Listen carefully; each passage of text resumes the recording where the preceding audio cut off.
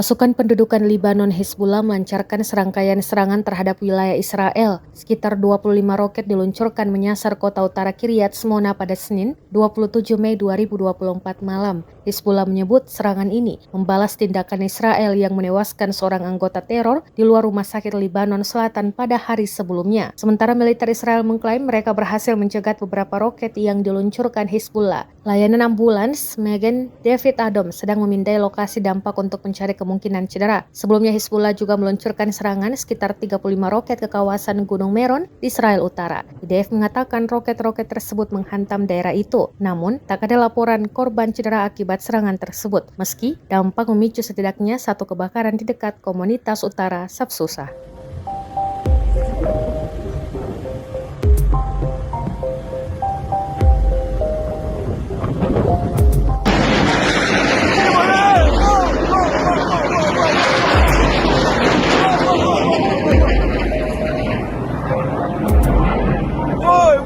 وای كيفاش بنزل ايمالي واو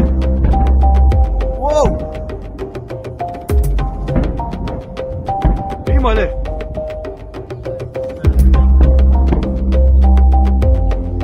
Tu veux más? Es de vídeo.